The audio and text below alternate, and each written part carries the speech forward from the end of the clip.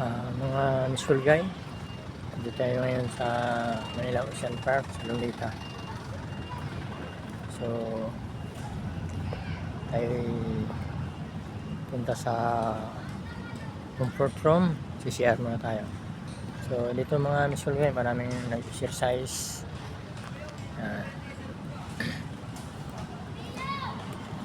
So dito mga misulgay, may maraming mga kabataan, maraming mga parang sa tingin ko parang hindi safe na mamasyal dito sa gabi.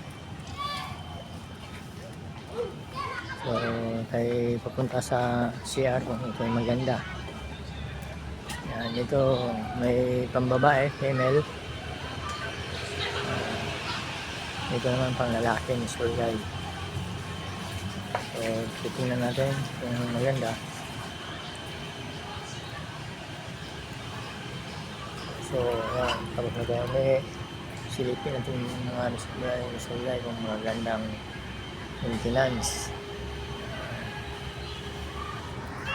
Yan, maraming mga nakatambay.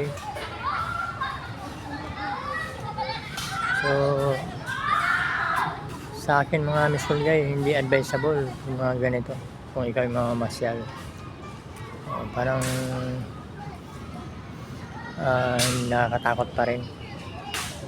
Dapat yan i-clean up nila yan. Yan, mga nakaparadang motor. Yan ang Lunita Grandstand. Yan, yun ang na sana kung mamasyal dyan. Parang hindi safe mga misulgay kung mga pamilya ay papunta rito, mga bata. Parang hindi advisable kung para sa akin. Hindi malinis pasyalan.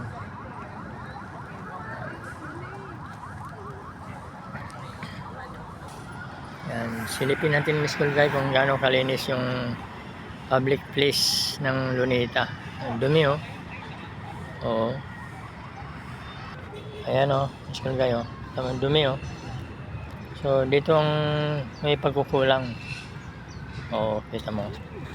Marami may bayad ng parking, hindi malaman kung saan pupunta yung pambayad dito. Oo. Yan, dumi. Madumi misulgay oh. So yan, daming kalat. So kaya lang tayo walang bayad kasi naka Office of the President tayo. Pero yan, dumi oh. So yun ang hindi napagtuunan ng attention yung lugar na ito. May bayad yung parking dito mga misulgay. Di malaman kung saan napupunta yung pambayad dito. Oo, pero dahil Office of the President tayo, hindi tayo nagbabayad. Dumi oh. So mayroon namang budget siguro dito. Yung sa parking pa lang, sa dami ng nagpa-parking dito. Oo. Ayun, may kabayo pa oh. So sa daming parking mga misulgay, sigurado malaking nalilikom nila rito. Ang tanong kung saan napupunta yung mga nalilikom na pera. Nasa tapat ng police station.